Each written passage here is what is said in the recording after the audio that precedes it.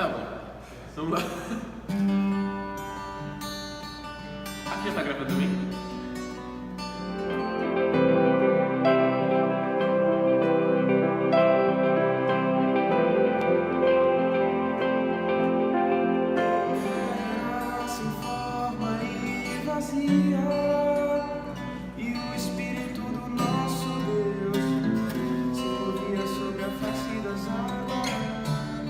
E aí galera, eu sou o André Bispo e esse é o canal Homens Norteados. Esse quadro que vamos estrear hoje se chama Norteados Responde. Ele surgiu baseado numa demanda aqui da igreja, que a gente teve uma EBD sobre Gênesis, os 3 primeiros capítulos, e algumas perguntas surgiram que chamaram bastante atenção do pessoal, então a partir delas a gente quer traçar algumas respostas. Claro que a gente não vai responder tudo, porque a gente não é Deus para poder responder tudo, mas a gente vai tentar responder o máximo possível em pouco tempo, para que o vídeo não fique cansativo e muito longo.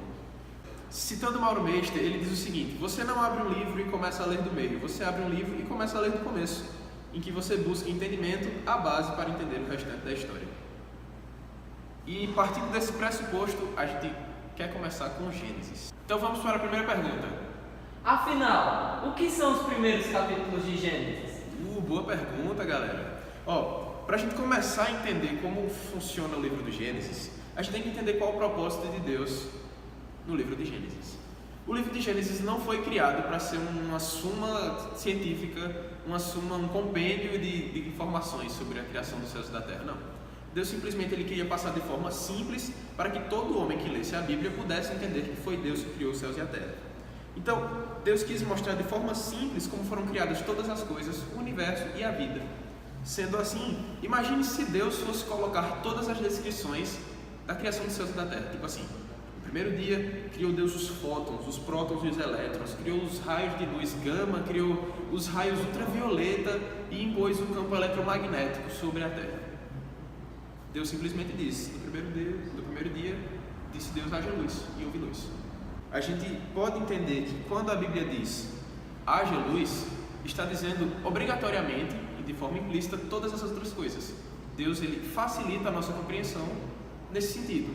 Óbvio que se um cientista for querer buscar, ele vai entender que quando diz haja luz foram os fótons, foram as partículas luminosas, foram todas as camadas eletromagnéticas e toda a parte científica da coisa. Mas Gênesis é feito para todos os leitores da Bíblia. Então Deus simplesmente facilita a nossa compreensão através dessa diminuição de detalhes. O que Gênesis não é. Gênesis não é um compêndio científico, nem uma teoria da criação. Gênesis é um fato, uma verdade, que Deus criou todas as coisas que existem. Então, o que Gênesis é simplesmente o conhecimento da verdade. É uma comprovação, é a origem da vida e do universo. É quando Deus simplesmente cria todas as coisas e a partir delas a gente compreende como tudo surgiu. Citando Mauro Mester de novo, a gente vê o seguinte: se eu não consigo entender a criação conforme descrita no livro de Gênesis, certamente não vou entender a queda e não vou entender de maneira integral o conceito de redenção e consumação. Então, de forma simples, Deus vai mostrando em 2 etapas. Primeiro ele explica de forma resumida, tipo assim, ele diz, houve luz. E depois ele explica que criou os luminares, depois ele explica cada passo da criação. Então, em Gênesis 1:1, a gente vê o resumo geral da criação de todas as coisas. Em Gênesis 1:2 até 2:3, a gente vê a explicação detalhada de como todas as coisas foram criadas. Dentro de Gênesis 1 ainda, no versículo 26 ao 28, a gente vê de forma resumida como foi a criação dos animais e dos seres humanos. E de Gênesis 2:4 até o versículo 25, a gente vê a explicação detalhada de como foram criados os seres humanos. Então vamos para a segunda pergunta. E a explosão, Big Bang? Explosão e Big Bang, muito bem. Muitos professores de escola, de fundamental, de ensino médio e de universidades em geral, eles se escoram no sentido do Big Bang. Dizem que o Big Bang é a causa motriz do universo, foi através da explosão que o universo foi formado. Todavia, a gente tem um problema nisso. O que foi que explodiu? Se Deus só criou o Sol depois de ter criado a luz, o que foi que explodiu? Se quando Deus criou o Sol já havia a Terra sem forma e vazia? Como conciliar esse Big Bang com o Gênesis bíblico? Então calma, se você é algum cristão, por favor, não tente dizer que Deus usou o Big Bang para formar as coisas, porque com o relato do Gênesis é inconciliável. Quando você vê que Deus criou todas as coisas e depois criou o Sol e as estrelas, então você já vê que o Big Bang não faz muito sentido. Mas as pessoas querem dizer que o Big Bang foi a causa de todas as coisas, com um processo que houve a explosão cambriana também de todas as espécies, e tudo foi formado de forma lenta, gradual e progressiva. Todavia a gente sabe que não foi assim. O nosso Deus, ele criou todas as coisas como elas existem. É tanto que a gente pode entrar até no assunto de fósseis. Será que a gente vai falar de fósseis ainda hoje? Relembrando os 6 dias do Gênesis, a gente vê a relação dos dias do Gênesis dessa forma. O primeiro dia se relaciona com o quarto dia, de forma que um, obrigatoriamente, é a conciliação do outro, é a complementação do outro. Da mesma forma, acontece com o dia 2 e dia 5, e de outra forma também com o dia 3 e o dia 6. Um dia é complementar e suplementar ao outro. Então, Deus, ele relacionou toda a criação de forma progressiva, mas não como os evolucionistas ou a galera do Big Bang diz. Deus criou todas as coisas completas e perfeitas, tanto que Deus disse, em tudo é. Viu Deus que era bom. Então vamos agora para a terceira pergunta. E os 6 dias de Gênesis foram literais? Talvez essa seja a questão mais legal. Ao passo que nós cristãos cremos que Deus criou todas as coisas em 6 dias e no 7º descansou, as pessoas aí fora creem que houveram eras, milhões e milhões de anos, as eras dos dinossauros, as eras dos homens das cavernas, muitas eras. Todavia a gente entende que Deus criou todas as coisas que existem em 6 dias, literais. Mas como a gente crê nisso? Meu Deus, como a gente pode crer isso? Se houve o Big Bang, que foi uma explosão de partículas em catálise com radiação solar. Só que não foi bem assim. Como a gente já veio explicando, o Big Bang não seria conciliável com a Bíblia, porque o Sol veio depois da luz e todas as coisas que já existiam. Então, se os 6 dias forem realmente literais, como é que a gente pode entender os milhões de bilhões de anos? A gente tem essas 2 tabelas que são muito utilizadas por professores de escola em geral. Mas como é que a gente entende que essas coisas não são reais e a Bíblia é real? Então, para isso, vamos começar falando dos fósseis. Se a gente pegar o livro Gênesis 1 e 2, do Adalto Lourenço, a gente vai ver o que ele fala sobre fósseis de maneira absurdamente contundente. Adalto Lourenço, ele vai explicar que os fósseis realmente são uma comprovação bastante útil. Todavia, se você pegar um fóssil de antigamente, desses milhões e bilhões de anos, você não vai ver grandes diferenças para os fósseis de hoje. A gente trouxe alguns exemplos desses fósseis que a galera tanto fala para a gente poder analisar. Se vocês olharem para esses fósseis aqui, vocês vão perceber que eles não têm muita diferença para o que vocês veem hoje na natureza. Por exemplo, esse peixe aí no meio, o relato dele é de ter 2 bilhões de anos. Só que é um peixe extremamente comum, você já deve ter visto inclusive em desenhos animados esse peixinho. Essa folha, por exemplo, no canto superior esquerdo do slide, eu encontrei ela no G1 dizendo que ela tem 2 milhões de anos e foi encontrada no Ceará. Gente, essa folha a gente encontra aqui na rua o tempo todo. Talvez haja alguma micro alteração dela, mas de forma geral esse fóssil não representa que essa folha obrigatoriamente tem 2 milhões de anos. Então, como é que a gente vê essas datações? Olhem para esse sapo, por exemplo, e percebam, nossa, parece o sapo que eu chutei um dia desse aqui. Tô brincando, não chute sapos. Bom, mas tratando-se de fósseis, a gente acaba entrando no assunto do carbono 14. O carbono 14 é um dos métodos utilizados para datação de fósseis e é através do carbono que é encontrado na atmosfera em relação com a camada eletromagnética. Vocês podem pesquisar um vídeo mais rebuscado sobre isso. Até o próprio Adalto Lourenço, ele tem um vídeo bem curtinho sobre isso. Muito bom, porque o foco do nosso canal não é explicar detalhadamente essas coisas. Sobre os fósseis, vocês podem ver que a datação deles acontece normalmente por carbono 14. E o carbono 14, ele é utilizado de forma ampla, mas de forma inespecífica, porque o carbono 14 ele chega ao máximo, ele tem um limiar de datação. Então, o carbono 14 jamais poderia indicar que uma substância, um fóssil, ele tem 2 milhões de anos, até porque a meia-vida dele é de 5.730 anos.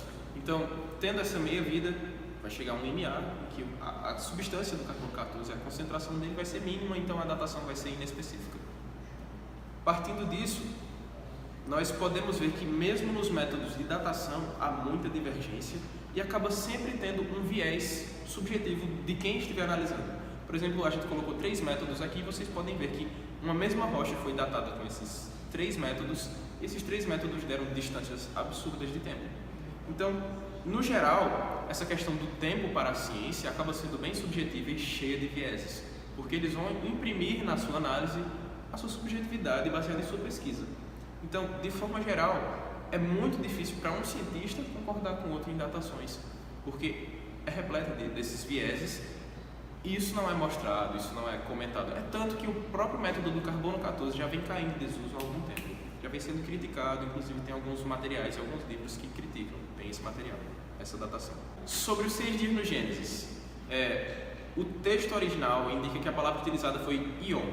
Ion é do hebraico, que significa duração de tempo, e na Bíblia foi traduzida por dia. Ah, mas pode ser tempo falando de eras, como as 5 eras geológicas. Não. Ion pode significar tempo, pode significar eras, realmente. Todavia, Ion é um termo utilizado inclusive para o feriado que eles têm, que é o dia do perdão, o Yom Kippur. E como harmonizar um Deus totalmente onipotente, um Deus que pode criar todas as coisas, um Deus que pode destruir todas as coisas, com a necessidade de haverem eras, de haverem milênios, assim, de haverem bilhões e milhões de anos para a criação de todas as coisas? Por que Deus faria isso se Ele pode criar todas as coisas? Então, quando a gente vê a partícula íon nos primeiros capítulos de Gênesis, ela sempre vai estar associada a outra partícula que vai denotar o tempo dela. Então, vai ser íon mais a partícula que representa tarde. Então, não tem como ser eras tarde ou eras manhã. Então, realmente no texto, a gente vê que a partícula utilizada é íon porque ela está falando de dias. Foram dias literais de 24 horas. Deus realmente fez todas as coisas em 24 horas, vezes 6 dias de 24 horas. E no 7º ele descansou. Então, partindo daí, como já tem no slide, vocês podem ver que Gênesis 1 ele sempre vai tratar de íon mais uma partícula que representa tarde ou manhã, deixando amarradinha essa questão de que foram dias literais e não eras. Então a gente já cancela aquela dúvida que tinha das tabelinhas das 5 eras geológicas. Então, se a gente fosse pensar como eras, como é que a gente conseguiria conciliar essas coisas com o 4º mandamento? A gente colocou o versículo aí, os versículos de Êxodo 20, do 8 ao 11, que por diversas vezes ele vai tratar o termo como íon. Mas imagina só se Deus estivesse falando que em 6 íon, em 6 eras, Deus criou os céus e a terra e na 7ª era descansou. Como assim? Porque Deus faria tudo em 6 eras e na 7ª era Deus descansaria. Quanto tempo seria essa era e por que Deus descansaria isso tudo? Então, se Deus está dizendo assim, no 4º mandamento, que a gente deve guardar o sábado, que a gente deve guardar um dia para o Senhor, então a gente deveria guardar eras para o Senhor, será que alguém conseguiria fazer isso e iria trabalhar por 6 eras e na 7ª era a gente iria descansar? Seria um mandamento bem esquisito, tendo em vista que o homem hoje em dia vive 80, 90, 100, 110 anos. Então, como a gente poderia cumprir o 4º mandamento se fossem eras? Então, a partir daí, a gente já tem essa noção de que íon na Bíblia, que os dias do Gênesis foram sim literais, e não eras como nossos professores tentam tanto bater, tentam tanto ensinar. Então, vamos para a última pergunta agora, só para a gente poder encerrar o quadro. A terra sem forma e vazia é fruto da queda, rebelião de Satanás?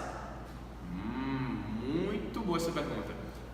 Aqui na igreja, no dia da EBD, inclusive uma pessoa falou sobre isso. Ela questionou se houveram 2 criações, se houve uma rebelião e por isso a terra ficou sem forma e vazia. Só que de forma simples, a gente pode entender que a terra sem forma e vazia é justamente o reflexo da desordem que havia no começo. Deus ainda não havia instituído as águas para ir para algum lugar, para tal lugar, que as massas se separassem, que a terra fosse descoberta. Não, a terra ainda estava sem forma e vazia, porque era um processo de organização.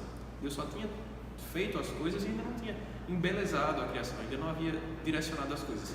Só que o pessoal às vezes pensa que essa teoria é real, que Deus havia feito a criação perfeita e quando houve a queda de Satanás, enfim, houve a rebelião e houve toda a destruição e o caos que se instaurou na terra. Todavia não foi assim. Então a gente sabe que a terra sem forma e vazia está se falando apenas de não havia habitações, não havia milhares de pessoas, a terra era vazia por esse sentido e sem forma porque ainda não estava formada, não estava organizada. E esse foi o Norteados Responde de hoje.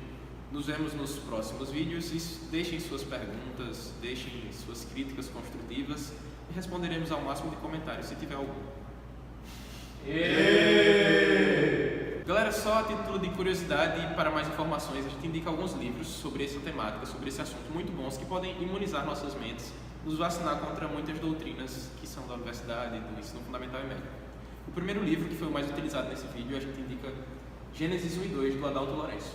Do mesmo autor, a gente indica também A Igreja e o Criacionismo, que é um livro bem curtinho, sobre essa temática também. A gente indica ainda de Adalto Lourenço, Como Tudo Começou, que é o mais completão dele, muito bom, cheio de fórmulas para quem gostar. A gente indica também, por mais incrível que pareça, Confissões de Agostinho. Nos últimos capítulos dessa edição, você vai ler um pouco sobre a criação. Inclusive, ele tem um comentário todinho do Gênesis 1 e 2. A gente indica agora do Marcus Eberlin, que estava na Consciência Cristã com a gente. A gente indica A Caixa Preta de Darwin, que não é dele, é do Michael Behe, mas a tradução foi dele. Ele que fez a tradução desse livro, da editora Mackenzie. E, por fim, Fomos Planejados, do mesmo autor, Marcus Eberlin, que é um compêndio sobre a teoria do design inteligente, que é o que nós cremos. E é isso. Então, por favor, se inscreva, deixe seu like, compartilhe, comente, fale qualquer coisa, mas diga que existe, para a gente saber que você existe e para que a gente possa continuar produzindo nosso conteúdo e melhorando aos poucos. É isso.